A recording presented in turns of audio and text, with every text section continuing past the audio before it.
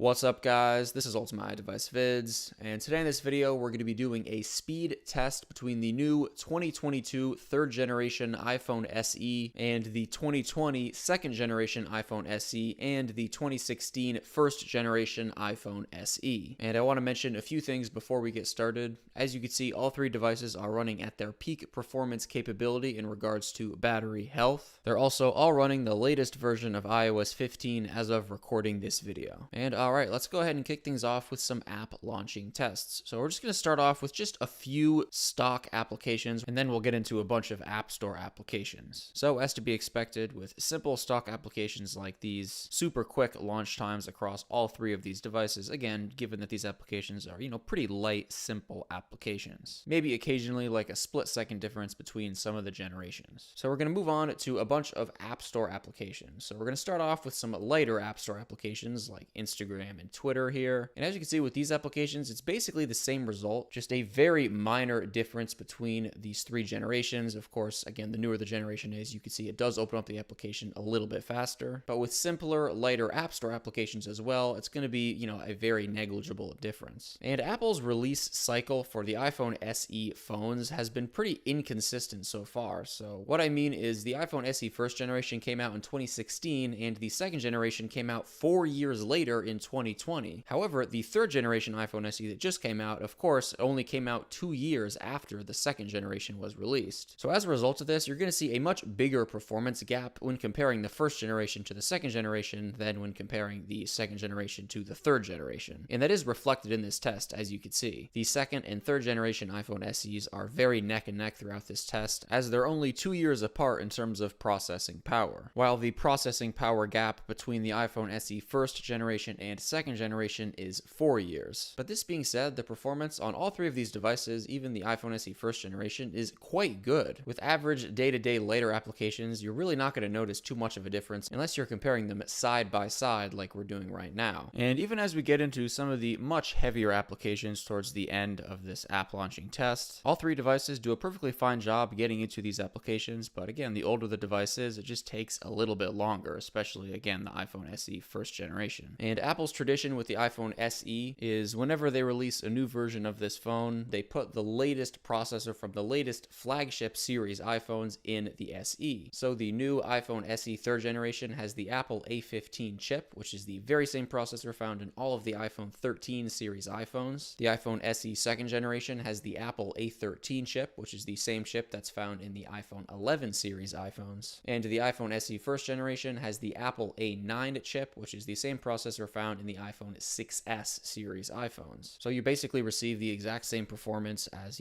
those iPhones that I mentioned on these iPhones, just for, a cheaper price with a slightly older design. And if I had to guess why Apple released the iPhone SE third generation so quickly after the second generation, it's probably because Apple wanted to release a cheaper iPhone that supports 5G. Because of course the iPhone SE third generation here does support 5G. But anyways, as you can see, we've moved on to Asphalt 9, which is a pretty heavy application that notoriously takes a very long time to launch, especially on older iPhones. So we're just going to go ahead and speed through here until the iPhone SE first generation opens up Asphalt 9. And next up, as usual, we're going to run a consecutive app launching test. So I'm going to launch the same set of App Store applications consecutively, one after the next, on all three of these devices, and I'm going to show all three of the devices doing this side by side to show any speed difference. And alright, let's go ahead and kick things off. And as you can see here, all three devices are getting into and getting out of these applications in pretty fast succession. Overall, I'd say the same trends that showed in the previous app launching test also are shown here, with the iPhone SE second and third generation being neck and neck. Of course, that third generation being a little bit ahead, but again, in day-to-day life, it'd almost be imperceivable difference between those two, while the iPhone SE first generation is definitely a little bit more noticeably behind, as it is several generations older than the latest 2 generations of the iPhone SE. And just like before, as we start to get into some of the slightly heavier game applications, the iPhone SE first generation does fall,